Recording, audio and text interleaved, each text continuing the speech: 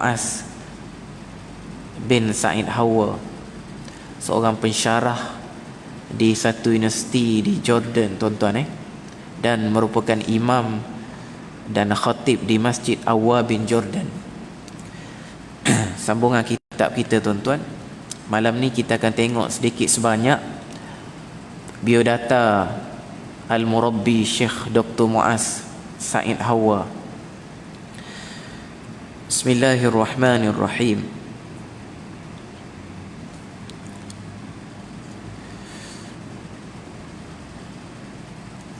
Nama penuh beliau adalah Mu'az bin Sa'id Muhammad Dib Hawa. Beliau dilahirkan di Madinatul Munawwarah, Arab Saudi pada tahun 1969 Masihi, bersamaan dengan 1389 Hijrah. Kebetulan, tuan-tuan, rupa-rupanya dah keluar artikel yang telah disusun oleh orang-orang alim, tuan-tuan, berkenaan dengan kelebihan bumi Madinah. Masya Allah. Kita tengok sedikit sebanyak, tuan-tuan. Kebetulan pengarang buku adab-adab media sosial ni lahir di bumi Madinah. Jadi kita tengok betapa istimewanya satu bumi, satu negeri, satu tanah, kita kata, yang bernama Madinah, yang dulu namanya Yathrib.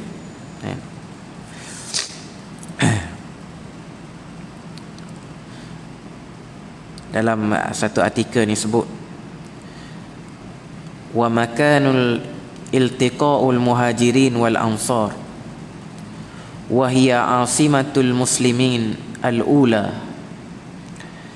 Inilah satu tempat yang mana bertemunya dua geng sahabat ataupun dua kelompok sahabat Nabi SAW yang kita panggil Muhajirin dan Ansar.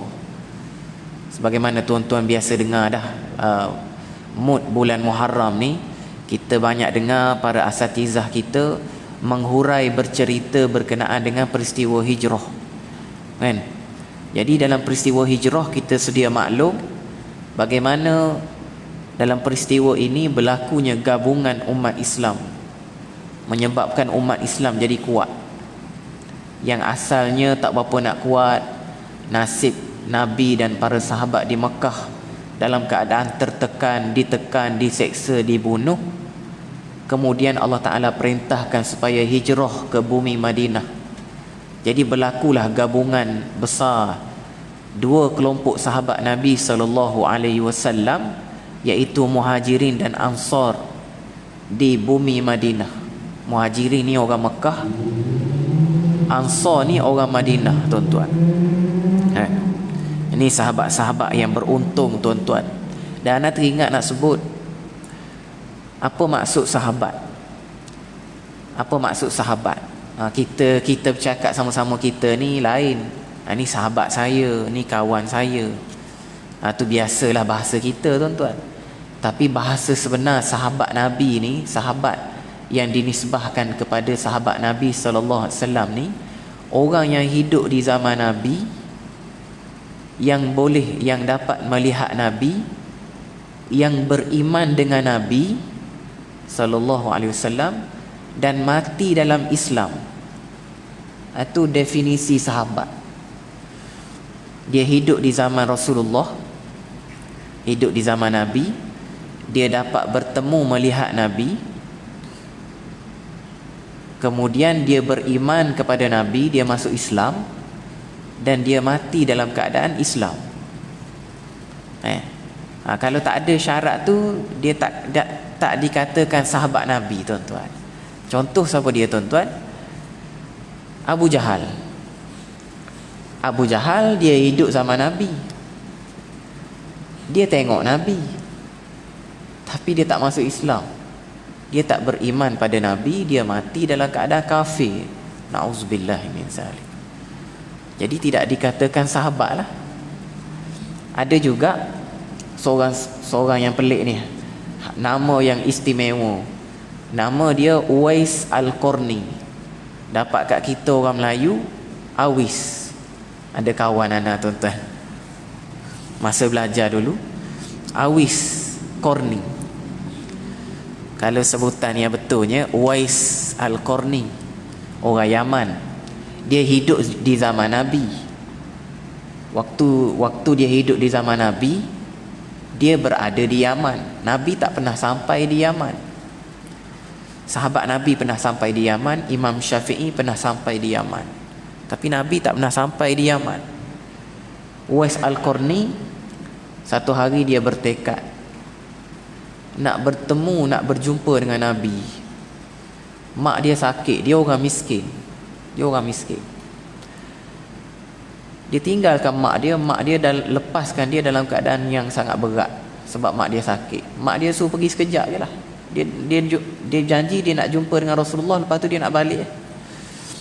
Kebetulan, ringkas cerita tuan-tuan, dia pergi ke rumah Rasulullah sallallahu alaihi wasallam. Rasulullah pergi perang, Rasulullah tak ada kat rumah.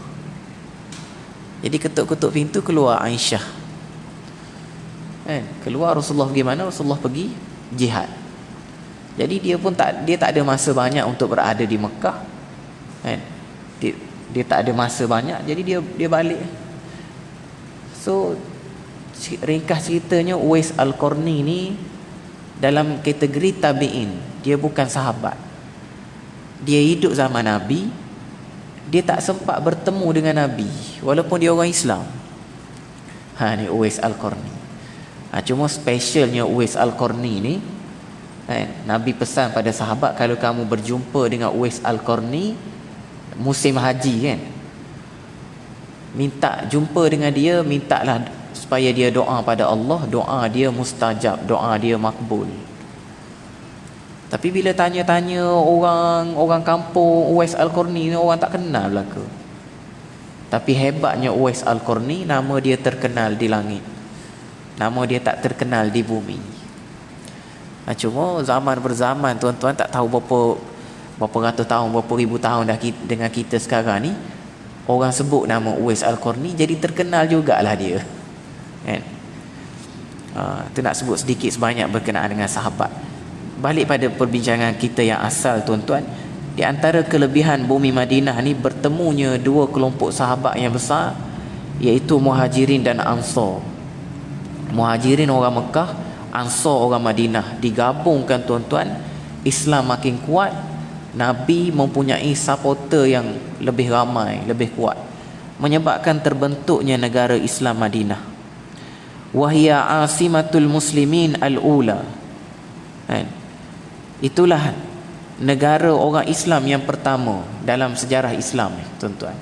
Negara orang Islam yang pertama, negara Islam yang pertama dalam sejarah Islam ni tuan-tuan, bumi Madinah ni lah.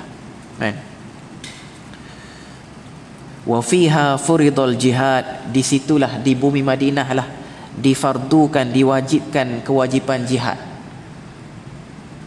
Isu jihad, kewajipan jihad ni masa Nabi, fatrah Nabi duduk dengan sahabat di Madinah, di Mekah, tak ada lagi isu jihad ni. Angkat senjata lawan orang kafir tak ada lagi. Selepas peristiwa hijrah, terbentuknya negara Islam Madinah, barulah diturunkan kewajipan berjihad. Ni tuan-tuan, benda yang sama jugalah ketika Nabi dan para sahabat duduk di Mekah. Hanya Nabi berdepan dengan musuh yang bernama kafir, musyrikin Mekah. Di bumi Mekah ketika itu tak ada isu orang munafik. Bila Allah Ta'ala perintahkan Nabi dan para sahabat supaya berhijrah ke Madinah, Islam jadi kuat, ukhuwah sahabat makin kuat, terbentuknya negara Islam.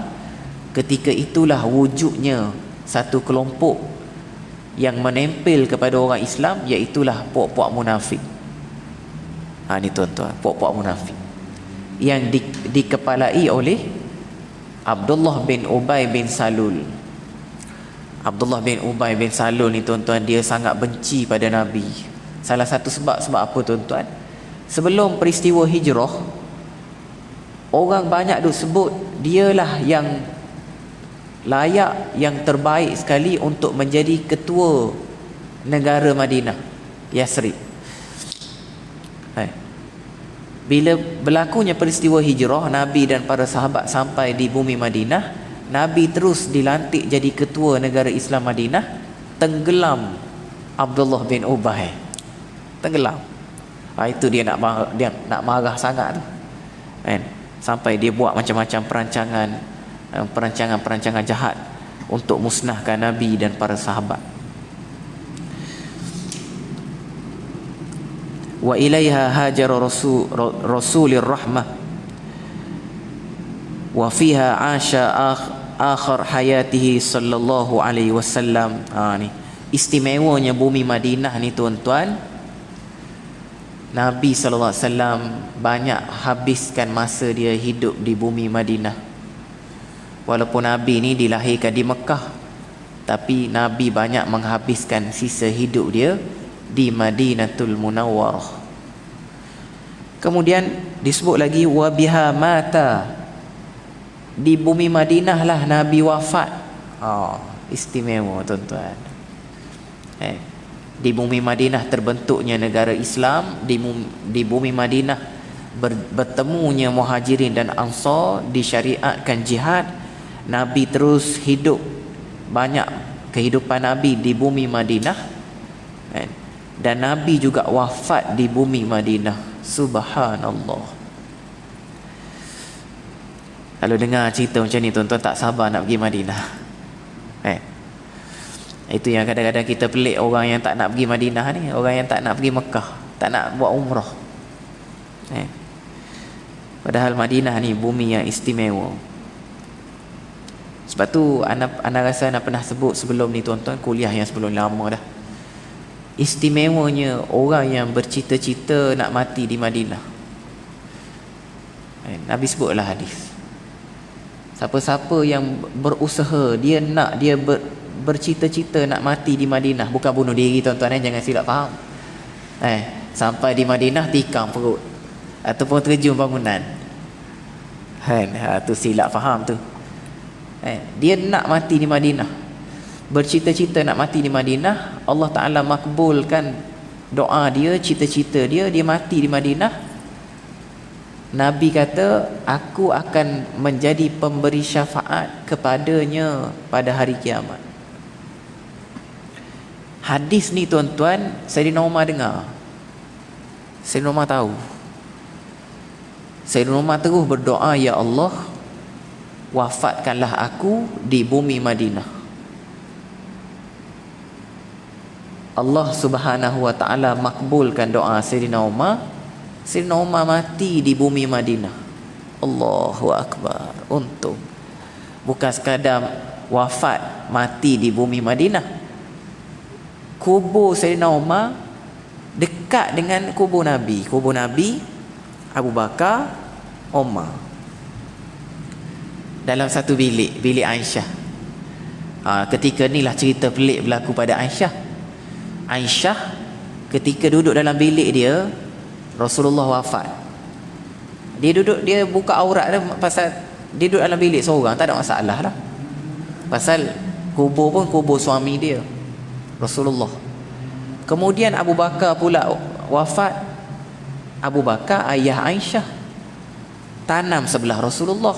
Macam biasa juga, dia buka aurat lah dalam bilik, tak ada masalah. Tiba giliran Sayyidina Umar meninggal, wafat, ditanam sebelah Abu Bakar, kan? Masya Allah, subhanallah, tutup terus aurat. Padahal Sayyidina Umar duduk dalam kubur. Macam mana tu tuan-tuan? Anda tak boleh nak fikir tahap apa ni akak-akak, hajah-hajah, tahap apa ni jaga aurat. Padahal kawan tu dah meninggal dah, dalam kubur, tutup habis, hitam semua. Sayyidatina Aisyah radhiyallahu ta'ala anha. Allah,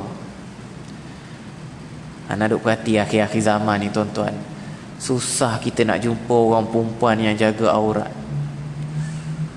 Antara cabaran dia bila duduk dengan keluarga, kenduri kendara, duduk dengan keluarga, tak ingat dah aurat. Rambut tak rambut, leher tak leher, lengan tak lengan, berterabur habis. Lepas tu alasan apa? Aku dah tua dah. Aku dah tua dah, tak ada orang dah berkenan kat aku. Tu alasan. Alasan tak boleh diterima. Tu tak boleh pakai alasan gitu tu. Tua ke muda ke, aurat wajib ditutup. Okey. Jarang-jarang kuliah maghrib cermak macam ni tuan-tuan. Cermak jaga suara ni. Suara nak habis dah. Allahu Akbar. Sebenarnya kaitan juga dengan bumi Mekah ni tuan-tuan. Tanah haram sebenarnya asalnya Mekah saja. Tanah haram. Nabi sangat sayang dengan Madinah. Nabi doa pada Allah supaya Allah jadikan juga Madinah tanah haram. Allah Ta'ala makbulkan doa Nabi, Madinah juga menjadi tanah haram. Istimewa tuan-tuan. Sebagaimana yang kita pernah dengar lah tuan-tuan, bumi Mekah, bumi Madinah, Dajjal tak boleh nak masuk. Dajjal tak boleh nak masuk, kan? Sebab tanah haram Mekah Madinah ni akan dikelilingi, diawasi oleh malaikat-malaikat yang bersenjata tuan-tuan. Malaikat yang mengawasi. Itu ada seorang ulama, tak nak lupa dah tuan-tuan, diceritakan oleh seorang ustaz ni. Seorang ulama ni daripada India kalau tak salah tuan-tuan. Dia dah tua sangat dah, duduk di Madinah. Jadi orang banyak jemput dia keluar daripada Madinah ni lah untuk ceramah dan sebagainya. Dia tolak. Aku tak nak. Aku dah tua sangat dah. Aku nak stay Madinah je. Sebab dia nak mati di Madinah. Jadi permintaan ceramah, kuliah di luar-luar Madinah dia tolak. Dengan dia tua uzur sangat. Dia takut kalau dia pergi ceramah di luar Madinah, meninggal kat luar. Allahu Akbar. Subhanallah.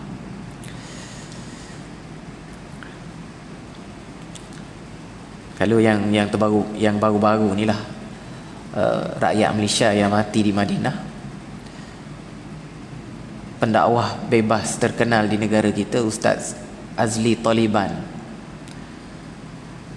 Anak tak silap dia pergi tengok, dia pergi Madinah tu sambil-sambil nak pergi ziarah anak dia belajar di Universiti Madinah.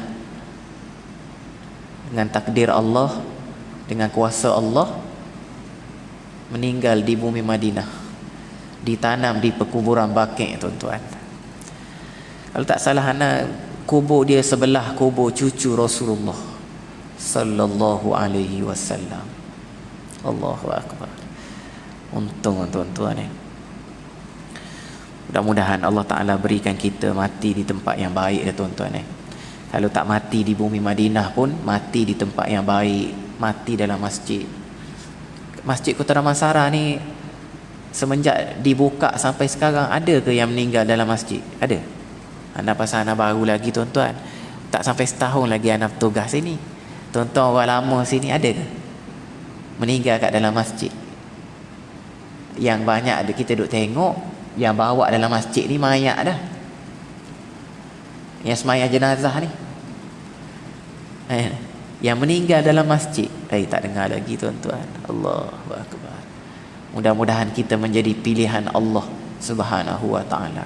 Kita tak tahu esok, lusa, minggu depan, bulan depan, siapa yang menjadi pilihan Allah untuk meninggal di Masjid Kuning, Masjid Kota Damansara ni. Subhanallah. Kalau boleh ustaz, tak nak matilah dalam masjid ni ustaz. Lepas tu tuan-tuan nak mati kat mana?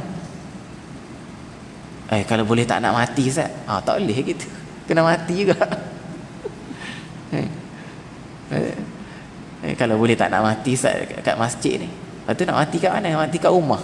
Tak istimewa tuan-tuan mati kat rumah. Subhanallah. Okey. Kemudian ulama kumpulkan nama-nama Madinah ni banyak tuan-tuan. Kita duk dengar nama Madinah ni Sebelum Madinah nama dia Yathrib. Kemudian Nabi sallallahu alaihi wasallam tukar kepada Al-Madinatul Munawwarah. Rupanya ulama sebut banyak lagi nama Madinah ni. Antaranya tuan-tuan, Taibah. Taibah. Hati ana ingat dulu tahun 2007 tu tak silap, ana pergi Madinah masa tu. Banyak kedai-kedai tepi jalan, orang duk niaga apa semua, dia pasang lagu kanak-kanak menyanyi Ya Taibah tu. Ya Taibah, Ya Taibah. Ada lagi tuan-tuan yang baru-baru pergi. Ada lagi lagu tu Oh, sampai sekarang Ya Taibah tu maksudnya apa? Dia nak sebut tentang bumi Madinah tu tuan-tuan Bumi Madinah, bumi Makkah. Wa Tabah wal miskinah wal uzara wal jabirah wal mahabbah wal mahburah wa Yathrib wal mubarakah. Itu nama Madinah. Wal mahfufah wal muslimah wal qudsiyah. Itu nama Madinah. Wal mahbubah wal muharramah wal mahrumah. Tuan-tuan, wal asimah wal qasimah wa ghairu zalik. Banyak lagi tuan-tuan. Allahu akbar. Okey, sikit lagi nak sebut tuan-tuan. Jadi mungkin banyak habis masa dengan kelebihan Madinah malam ni tuan-tuan Kebetulan pengarang kitab kita ni lahir di bumi Madinah. Subhanallah. Dan tuan-tuan jangan lupa bila sebut kelebihan bumi Madinah, kita ada Masjid An-Nabawi. Masjid Nabawi, Masjid Nabi. Sekali semayang di Masjid Nabi, kalau compare, mudah ceritalah, kalau compare dengan Masjid Kota Damansara ni tuan-tuan, sebagai contoh, 1000 kali semayang. Sekali semayang di Masjid Nabawi menyamai dengan semayang di sini 1000 kali semayang. Makkah Al-Mukarramah lebih istimewa lagi lah tuan-tuan. Sekali semayang di Masjidil Haram, compare dengan masjid-masjid lain, 100,000 kali semayang. 100,000 kali. Tuan-tuan ingat angka ni, 100,000 kali semayang. Masjid Nabawi 1000 kali semayang. Masjidil Aqsa 500 kali semayang. Subhanallah. Tak untung macam mana tuan-tuan. Macam semayang maghrib kita tadi, siapa yang larat semayang 1000 kali semayang? Siapa yang larat 1000 kali semayang maghrib? Rasa 10 kali mati terus tuan-tuan. Ada chance lah mati di dalam masjid. 10 kali semayang maghrib, pensan terus masuk ward. Kalau 1000 kali tak ada tuan-tuan, tak ada habis 1000 kali. Kemudian jangan lupa juga tuan-tuan, bila sebut kelebihan bumi Madinatul Munawwarah, dalam masjid tu sendiri kita panggil ma baina baiti wa mimbari. Nabi sebut dalam hadis, ma baina baiti wa mimbari raudhatum min riyadil jannah. Di antara rumah aku dengan mimbar aku ada satu tempat nama raudhatun min riyadil jannah. Kalau tak silap ana tuan-tuan, kapet hijau. Betul tuan-tuan Kapet lain merah tak silap. Nak lupa lama tuan-tuan. Ni nak pergi balik ni tuan-tuan, doa-doa lah. Rindu nak pergi balik sana. Tak silap tempat lain dalam masjid, ruang dalam masjid, kapet merah tak silap. Raudhah, kita panggil raudhah ni kapet hijau. Kalau tengok perangai orang Arab, memang dia tak bangun. Dia duduk lama situ. Kita kena tegur sikit lah. Bagilah peluang aku duduk pula dia nak duduk lama, dia seorang nak makan seorang-seorang pahala. Kena dia habis semayang di tahiyat akhir tu, kita tunggu belakang dia. Tunggu belakang dia. Anak ingat anak buat gitu dulu. Kalau tidak susah nak masuk tuan-tuan. Raudhatum min riyadil jannah. Subhanallah. Allah. Kalau meninggal di bumi Madinah dalam Masjid Nabawi, meninggal pula di Raudhah tu. Allahu Akbar. Subhanallah, istimewa tuan-tuan. Ada seorang sahabat ana tuan-tuan, sahabat belajar sekali dulu di Darul Quran Jakim. Dia meninggal waktu mana dia belajar di Universiti Islam Madinah, aksiden kemalangan. Aksiden kemalangan pun kita rasa Allah istimewa juga. Istimewa dah tu tuan-tuan. Sebab kemalangan. Kalau meninggal dalam masjid pula, subhanallah. Ni tuan-tuan. Ada macam-macam lagi lah kelebihan di bumi Madinah ni sendiri tuan-tuan. Subhanallah. Dan kita kena ingat tuan-tuan, Nabi tak mati tuan-tuan. Nabi hidup. Nabi hidup. Sebab tu kita bila mana kita ziarah Nabi sallallahu alaihi wasallam, kita bagi salam, assalamualaikum ya Rasulullah, Nabi dengar kita bagi salam. Bukan yang tu je tuan-tuan, tu kira dekat lah dengan Nabi. Ni kita sekarang ni tuan-tuan, contoh sekarang ni, cuba tuan-tuan selawat, Allahumma salli ala Sayyidina Muhammad. Ada malaikat yang belegar ni. Malaikat yang belegar ni dia dengar kita selawat, Allahumma salli ala Sayyidina Muhammad. Malaikat terus bagi tahu Rasulullah, ya Rasulullah, si fulan bin si fulan selawat pada engkau tadi. Allahumma salli ala Sayyidina Muhammad. Kita tak rasa apa kita selawat tuan-tuan tapi Nabi tahu tuan-tuan, kita selawat pada dia. Allahu Akbar. Sebab tu istimewa bumi Madinah. Dulu ada kes dulu, satu zaman dulu, musuh Islam dia menyamar jadi orang Islam, siap jadi imam lagi di Masjid Nabawi. Dia sebenarnya Kristian, sambil-sambil jadi imam, sambil-sambil korek bawah tanah, nak curi jasad Rasulullah sallallahu alaihi wasallam. Ni kisah menarik tuan-tuan. Lalu Allah Ta'ala lahirkan satu mimpi dalam seorang pemimpin tuan-tuan, lupa dah nama, seorang khalifah zaman tu tuan-tuan. Mimpi Rasulullah sebut dalam mimpi dia, orang nak curi jasad. Ni tuan-tuan, akhirnya tak berjaya tuan-tuan. Kafir yang menyamar ni ditangkap, dibunuh. Ada dulu pernah ada usaha nak mencuri jasad Rasulullah sallallahu alaihi wasallam. Ni tuan-tuan. Masa ana duduk di Yaman dulu, pokok Syiah ni tuan-tuan, mereka di antara misi mereka, perancangan mereka nak menyerang Mekah. Syiah yang melampau ni lah. Mereka Madinah. Di antara sebab dia, kalau mereka berjaya tawan Madinah, mereka nak bongkar balik jasad Sayyidina Umar. Ni Syiah yang teruk ni lah. Syiah yang terlalu teruk, yang terlalu melampau bermusuh dengan Islam. Dan mereka yang golongan Syiah macam ni, mereka sangat benci pada Sayyidina Umar.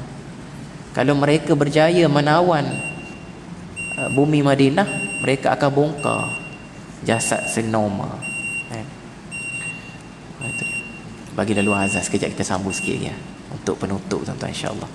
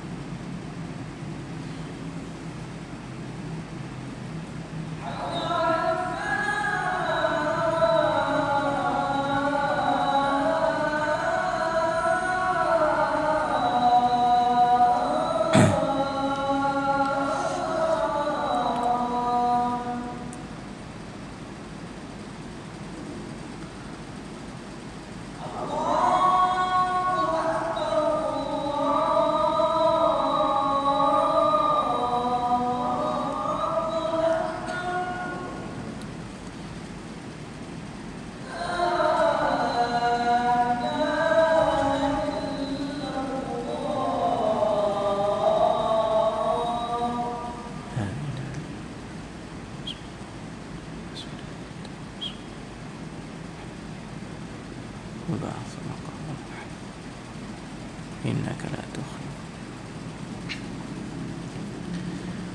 Bismillah, alhamdulillah, wassalatu wassalamu ala rasulillah wa ala alihi wa sahbihi wa man wala. Sikit lagi tuan-tuan nak habiskan sikit ni. Ada sikit lagi nak sebut dengan tuan-tuan yang menarik jugalah. Di Madinah ni sendiri ada Masjid Quba, dan solat di Masjid Quba ni ta'dilu umrah, pahala macam buat umrah. Satu lagi, anda tak ada sebut semua tuan-tuan. Satu lagi, Tamar Ajwah.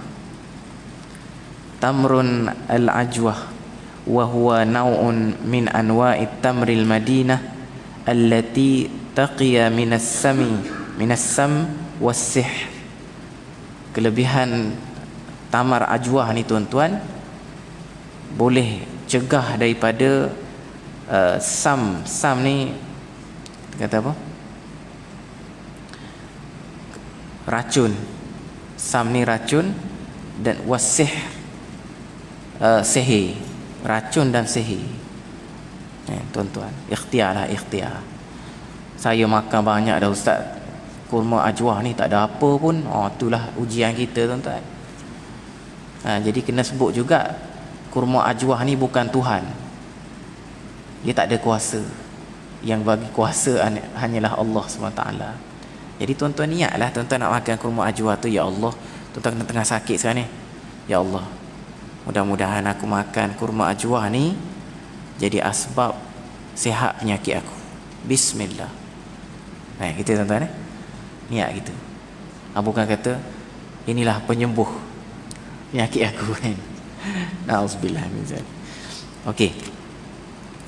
Akhir sekali nak sebut, beliau dilahirkan di sebuah keluarga mutadayyin, iaitu yang amat menitik beratkan ilmu agama dan tarbiyah diri. Ni kelebihan Dr. Muaz. Ayah dia seorang ulama, dia seorang yang hebat.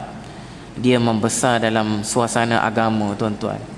Inilah peringatan kita bersama tuan-tuan. Kita ada anak, kita ada cucu dan sebagainya.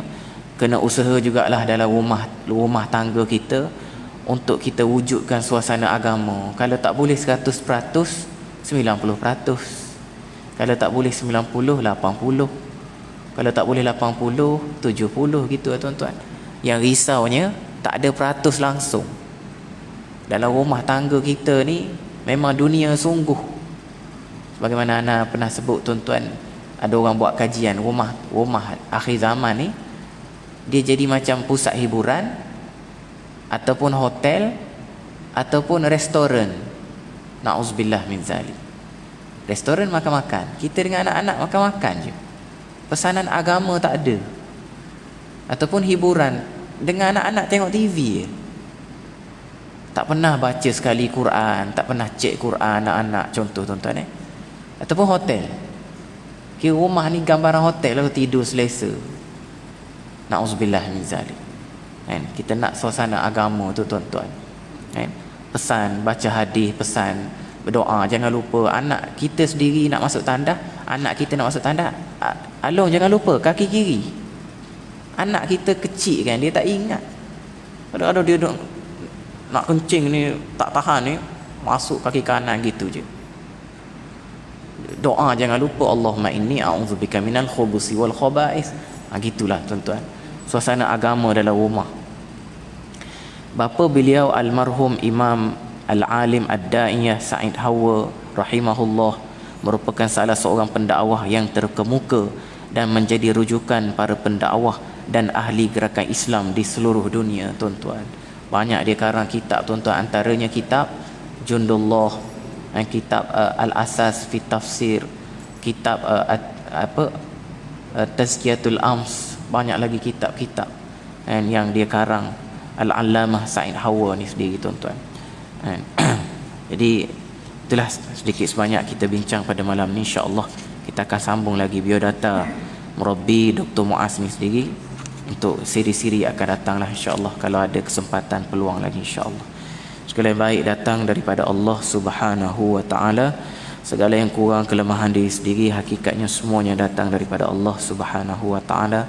Aqulu qawli hadha wa astaghfirullahal azim li wa lakum. Wassalamu alaikum warahmatullahi ta'ala wabarakatuh. A'udzubillahi minasyaitonirrajim. Bismillahirrahmanirrahim.